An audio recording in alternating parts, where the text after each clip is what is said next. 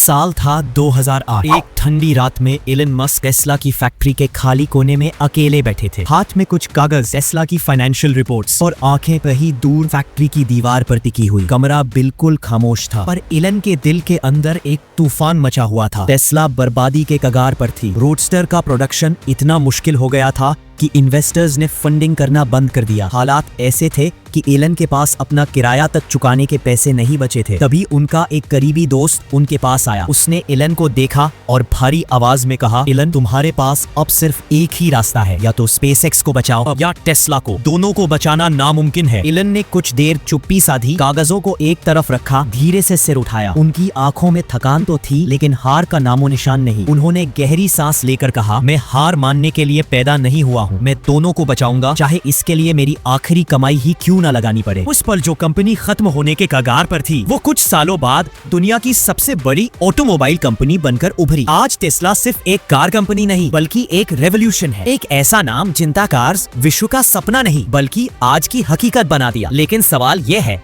ये सब हुआ कैसे? एलन मस्क ने ऐसी कौन सी स्ट्रैटेजी अपनाई कि नामुमकिन को भी मुमकिन कर दिखाया? और वो कौन से मोड़ थे जहां टेस्ला लगभग खत्म हो चुकी थी? साल था 2003। सिलिकॉन वैली इनोवेशन का घर बन चुकी थी। हर गली, हर कैफे से नई नई टेक कंपनियां जन्म ले रही थी। लेकिन ऑटोमोबाइल इंडस्ट्री, वहां सब कुछ ठहरा हुआ था। पेट्रोल और डीजल कार्स का राज था। इलेक्ट्रिक कार्स को लोग मजाक समझते थे। बड़े बड़े दिग्गज कहते, ईवीज मार्केट में टिक ही नहीं पाएंगी, ये स्लो है, महंगी है और फ्रैंकली बहुत बोरिंग है। लेकिन उस भीड़ में दो लोग थे, मार्टिन एबरहार्ड और मार्क टार्पनिंग। दोनों टेक्नोलॉजी और इनोवेशन के दीवाने थे। रिन्यूएबल एनर्जी में गहरी दिलचस्पी रखते थे। एक शाम एक छोटे से कैफे की टेबल पर बैठे मार्टिन ने मार्क से कहा, हमें कुछ ऐसा करना होगा जिससे इलेक्ट्रिक कार्स प्रैक्टिकल बने, ऐसी कार जिसे हर कोई चलाना चाहे। मार्क थोड़ी देर चुप रहे, फिर बोले, लेकिन लोग ईवीज को कभी सीरियसली नहीं लेंगे, ये स्लो है और कोई इन्हें खरीदना नहीं चाहेगा। मार्टिन मुस्कुराए और बोले, तो चलो इसे बदल देते हैं। एक ऐसी कार बनाते हैं जो इतनी तेज, स्टाइलिश और दमदार हो कि लोग पेट्रोल कार्स को भूल जाएं। यहीं से टेस्ला का सपना जन्मा। उन्होंने अपनी सेविंग्स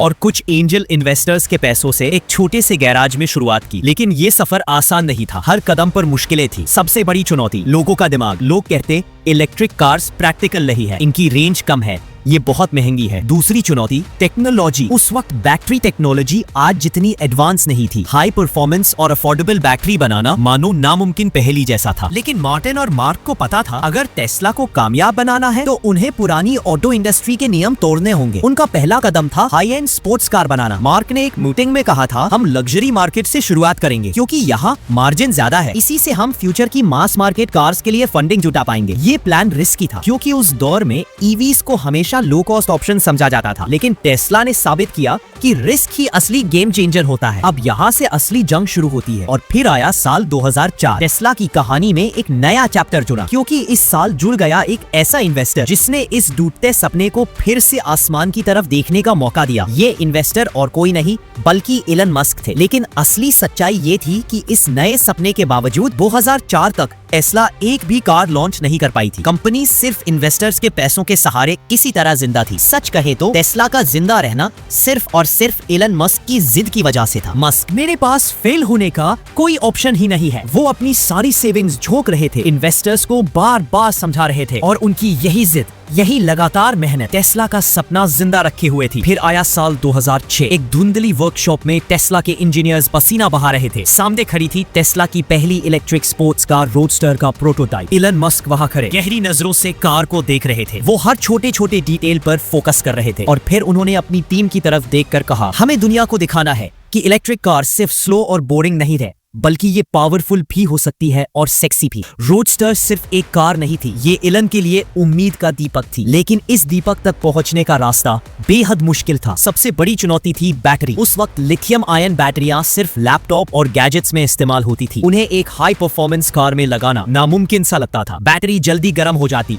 एनर्जी एफिशिएंसी कम थी, हर टेस्ट फेल हो रहा था। दूसरी, टेस्ला रोडस्टर लोटस एलिस पर बेस्ड थी, लेकिन बार बार डिजाइन बदलने से प्रोडक्शन कॉस्ट और टाइम दोनों आसमान छूने लगे। तीसरी दिक्कत सॉफ्टवेयर, क्योंकि टेस्ला के पास कोई रेडीमेड सॉल्यूशन नहीं था। हर कोड, हर फीचर उन्हें खुद बनाना था और हर बार टेस्ट के बाद फेल होना टीम का हौसला तोड़ देता था। लेकिन इन सब से भी बड़ी समस्या थी पैसे की। रोडस्टर का खर्च हर दिन बढ़ रहा था, फंडिंग कम थी और दुनिया को लगने लगा था कि टेस्ला अब जिंदा नहीं बचेगी। 2007 तक हालात इतने बिगड़ गए कि टेस्ला लगभग दिवालिया हो गई। इलन ने एक सख्त फैसला लिया। उन्होंने मार्टिन एबरहार्ड को सीईओ की कुर्सी से हटा दिया। ये कदम कंपनी के अंदर और बाहर दोनों जगह विवाद का कारण बना। लोग इलन पर उंगलियां उठा रहे थे, लेकिन इलन को परवाह नहीं थी। उनका सिर्फ एक ही गोल था, रोडस्टर को लॉन्च करो और हर हाल में टेस्ला को बचाओ। फरवरी 2008 वो ऐतिहासिक दिन आया जब रोडस्टर लॉन्च हुई। इसका डिजाइन फ्यूचरिस्टिक था। ये सिर्फ 3.8 सेकंड में 0 से 100 की स्पीड पकड़ सकती थी। लोग हैरान रह गए, क्या इलेक्ट्रिक कार इतनी? रोडस्टर ने दुनिया को हिला दिया, लेकिन इसके साथ ही टेस्ला की मुश्किलें भी कम नहीं हुई। प्रोडक्शन में दिक्कतें थी, खराब पेंट जॉब,